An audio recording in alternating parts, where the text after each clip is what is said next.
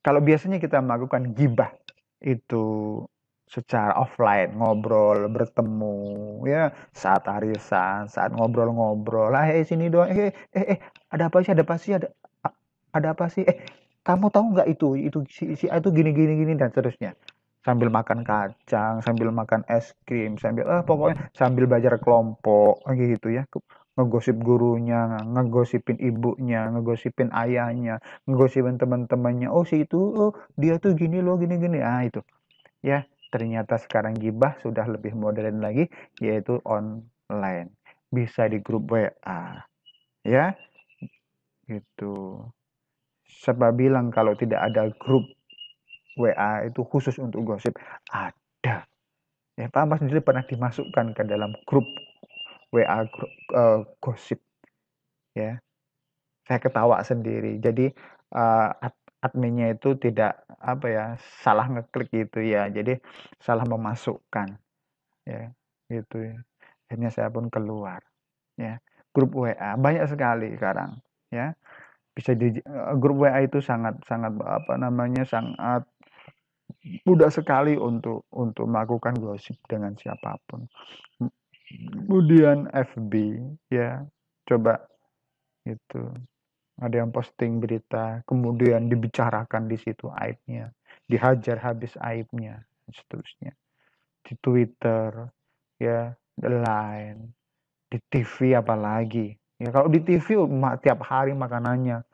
Ya, banyak sekali acara-acara stasiun televisi yang itu peminatnya begitu banyak sekali, ratingnya tinggi sekali, yaitu tentang ya menguak sisi-sisi aib orang-orang selebritis. Ini kamu udah tahulah apa aja, ya. Nah, gitu. Ada silet, ya. Itu ada expose, ya. Gosip gitu, ada gosip no secret dan seterusnya. Banyak banyak sekali. Itu semua membicarakan aib orang lain, ya. Nah, ini. Karena teman-teman kalian, ya, ada juga di YouTube, ya. Dan ini sangat berbahaya. Maka ayo bareng-bareng, ya, kita bersama-sama kita jaga lisan kita. Kalau lisan kita selalu diumbar, nggak bisa dipelihara, nggak bisa dijaga, nggak bisa dikontrol, maka yang terjadi adalah gibah. Karena itu, ya kita tutup, ya kita tahan mulut kita tahan jari jemari kita agar tidak menggosip orang lain. Ayo, lebih baik. Caranya bagaimana? Ya, kita simak video ini. Baik. Lalu bagaimana cara membebaskan diri kita agar tidak terjerumus ke dalam lubang gibah? Yang pertama, tahan diri. Tahan lisan kita, tahan jari kita, ya. Lidah tak bicara tapi jari yang menarik. Tahan itu semua. Dipikir, ya ada manfaatnya tidak, ya. Dipikir dampaknya besar. Dipikir, oh ini berbahaya, oh ini dosa, tinggalkan semua. Sibukkan diri kita dengan banyak beribadah, ya. Gitu. Kalau banyak nganggurnya maka dia akan banyak ngegosip. Tapi kalau dia banyak beribadah, tilawah, baca Quran, ya, belajar, maka dia akan lupa dengan gosip. Kemudian nggak usahlah nyari-nyari atau kepoin gitu, nguping-nguping aib aib orang lain. Nggak usah nyari-nyari, ya. Gitu. Kamu tahu nggak, kamu tahu nggak, ada apa sih, itu loh, aduh, ya.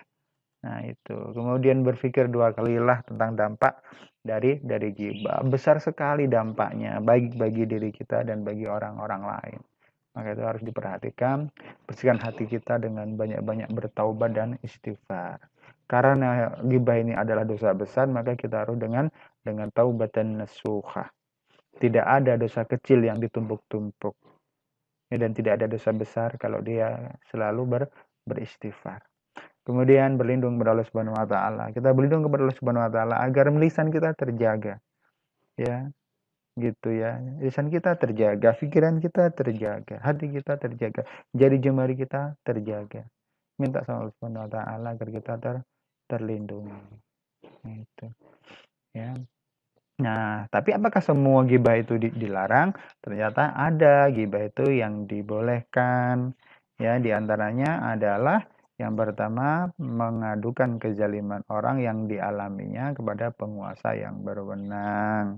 Misal, saya Pak RT, ya ada ada warga saya mengadu, Pak RT itu ya tetangga saya tuh masa apa namanya, tanah saya diambil setengah meter, nah kayak gitu, atau itu baju saya diambil dan seterusnya, atau saya diserempet dan seterusnya. Jadi mengadukan kezaliman orang lain, karena kezaliman orang itu juga adalah aib gitu. Tapi ini boleh. Yang kedua adalah meminta tolong agar dihilangkan dari kezaliman atau kemungkaran dan agar pelakunya kembali ke jalan kebenaran sehingga dinasehati. Jadi meminta tolong agar dihilangkan dari kezaliman. Misal begini, kita nggak berani ngomong. Misal kita dibully di kelas, tapi kita tidak berani ngomong. Kita laporan kepada BK, laporan kepada wali kelas, kita laporan kepada kepala sekolah. Pak, Bu, gitu. Ada apa nak? Ini Bu, saya di kelas gitu ya. Atau ada teman saya, dia dibully di kelas gitu. Dia diolok-olok di kelas. Tolong Bu ya, saya tidak berani nasehatin dia gitu. Tolong dia dinasehatin. Nah, seperti itu boleh. Kemudian apalagi meminta fatwa kepada mufti, pada ulama atas kezaliman yang dideritanya dari orang lain. Meminta fatwa boleh ya. Itu minta petunjuk bagaimana ini Pak Ustadz gitu ya, bagaimana ini. Nah, kalau di Indonesia yang berhak memberikan fatwa itu adalah MUI. Misal ada sebuah pabrik atau perusahaan memproduksi barang makanan yang berasal dari ada di dalamnya itu ada kandungan unsur babinya, maka ini adalah sebuah bentuk kezaliman, maka kita laporkan kepada MUI. Ya, Pak MUI gitu ya, gitu para kiai di MUI sana, pengurus MUI, ini ada produk ini, nah gitu ya, ini bagaimana? Nah, maka kemudian MUI memberikan fatwanya, mengungkap buruknya perawi dalam ilmu hadis, namanya jarah wa ta'dil, ini dalam ilmu hadis. Jadi makanya kita dalam ilmu hadis itu ada namanya hadis dhaif, ada hadis matruk, ada hadis palsu dan seterusnya.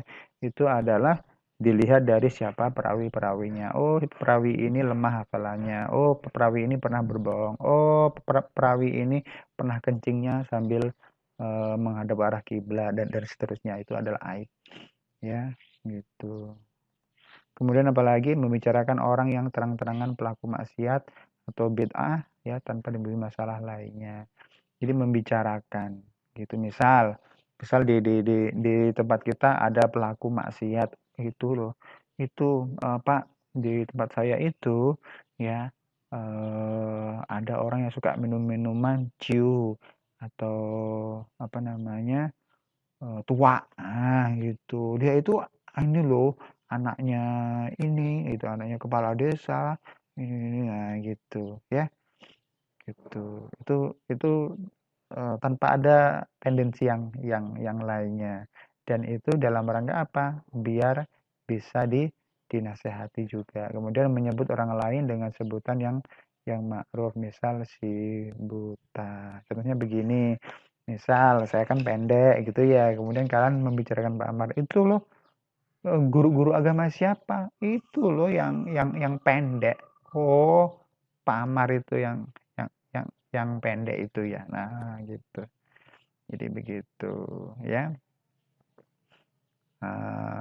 Bisa juga seorang istri mengadukan kezaliman suaminya di depan hakim. Nah, gitu. Seorang saksi menceritakan aib seseorang ya karena diminta oleh oleh hakim dalam rangka menentukan keputusan. Nah, itu teman-teman sekalian. Ya,